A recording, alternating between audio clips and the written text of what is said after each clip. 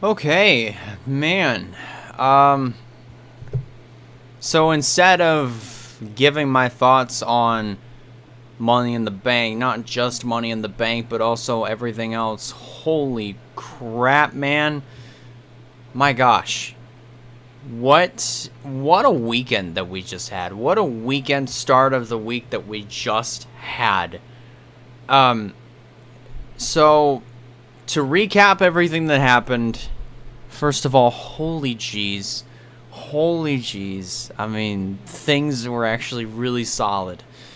We had our first SmackDown in front of fans in a long time since March. No, that was Raw. March 6th, I believe. March 6th was the last SmackDown in front of fans before moving on to the Performance Center, which was a fan-free zone, kind of, because of COVID. But now, I mean, here we are about a year and a half later. We're back in front of live crowds. We're back in arenas all around. I mean, like all around the country. I mean, not all around the country quite yet, but I mean, we're at that point where we can start going back out into arenas and such. But let me close out a few tabs. I saw that there was no data, but I mean, the stream ran for pretty decent quality for the most part. But anyways, yeah, I thought SmackDown was really solid. It's first time back in front of fans. Honestly, Edge, Roman Reigns, this storyline that was going on between the both of them, man, that carried. I think that carried the entire show. I mean, I watched the entire SmackDown episode. Well, nearly the entire thing. I missed the start because I was just coming home from work that night, last Friday, and I'm gonna be able to watch the entire thing tonight. So, well, not tonight, but Friday night, because I work 8 to 4. So, which is great. So, anyways, I watched the entire thing. I thought this was a really good, solid SmackDown. I mean, first SmackDown since, well, first solid SmackDown for the first time. I mean, in front of a live crowd, if you know what I'm saying. And I feel like every match, every angle was solid. I felt like the 6-man tag was really good. I thought that the SmackDown Women's Championship match, that was really solid. I really enjoyed that performance that Bianca and Carmella put together. That was awesome. Let's see, what were some other ones? I don't know. I honestly don't know what were some other ones, but still, I mean, the Fatal 4-Way match. The Fatal 4-Way match that was won by, I think that was Seth Rollins. Won that one fair and square. I mean, he was in the right place at the right time. He took the opportunity, capitalized on it, and won. So, I mean, he won that one pretty fairly. And then climbed up to the top of the ladder to end off the episode, which, honestly, I mean, I thought that Rollins was going to win Money in the Bank, but speaking of Money in the Bank, let's go ahead and review that. So the Usos are now tag team champions. Now that means the Bloodline has all the SmackDown championships, all the SmackDown branded championships. They got the SmackDown tag team championships, and Roman still has the Universal title, which I'll get to that here pretty soon.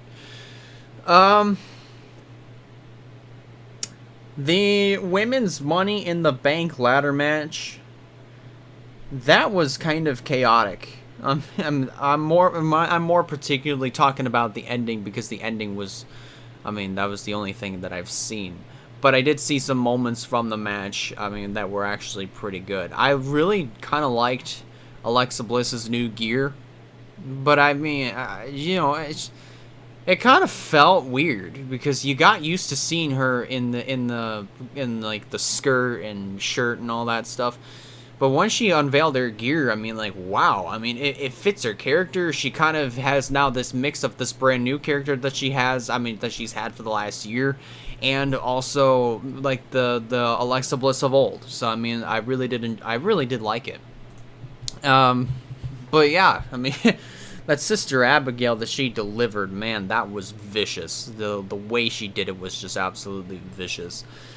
But fast forwarding all the way to the end, you have every single competitor on ladders and they're fighting each other.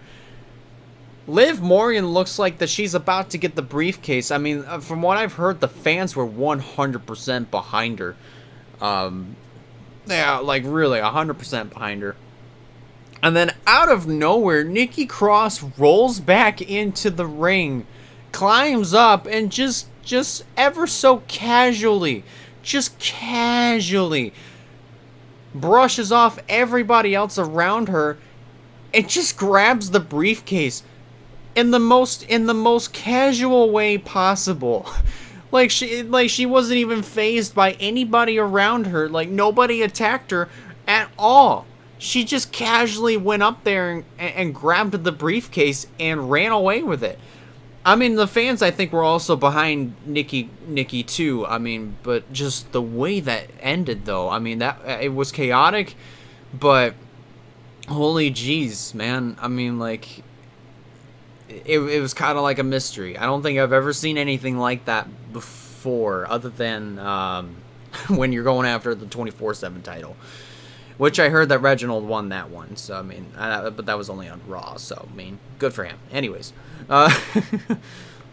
then the men's Money in the Bank ladder match. I mean, honestly, I kind of was pretty adamant that as I said earlier, I was pretty adamant that Seth Rollins would win the contract again, but he didn't. To my surprise, and I kind of slightly figured that this would happen. But Big E got the briefcase. So now he gets the challenge for any title of his choosing, anytime, any place, anywhere.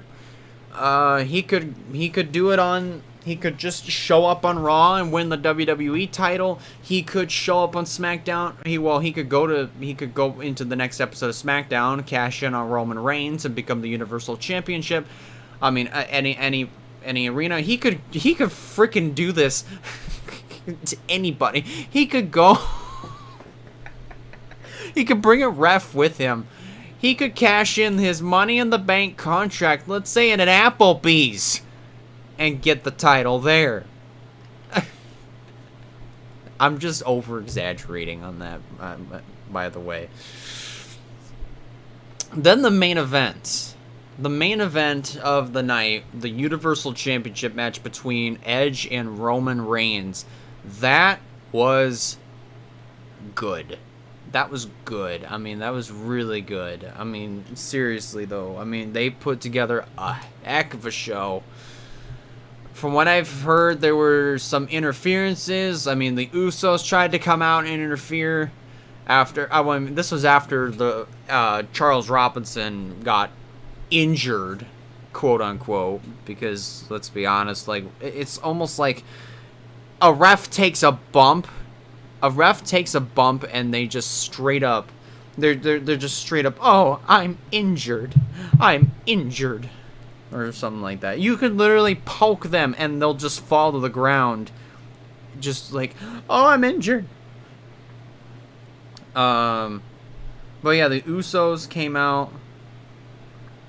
And they tried to interfere on Roman's behalf, but the Mysterios made the save. And I think Edge, got out a piece of a chair. And that little piece of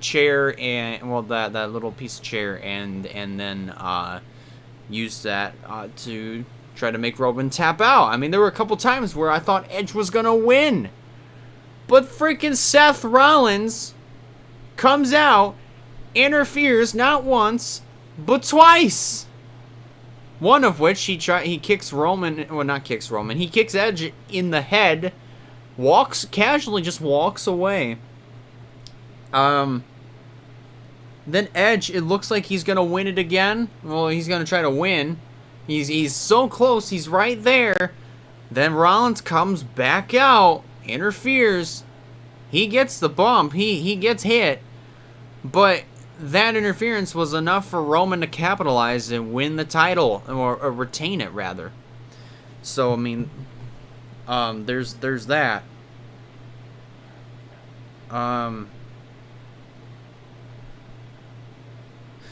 But then there's the biggest thing out of the whole weekend to cap off Money in the Bank.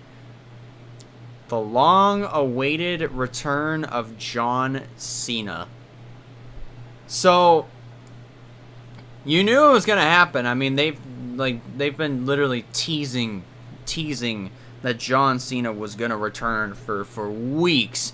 You just didn't know when it was gonna happen, but he just popped up out of nowhere at Money in the Bank, and yeah,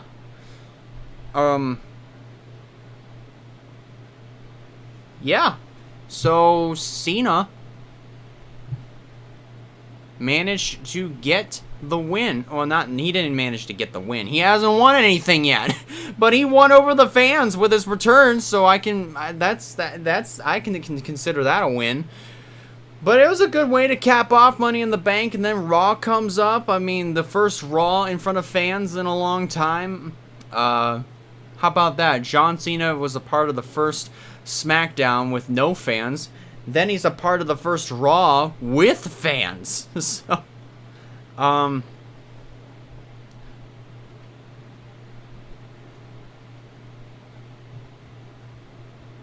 sorry.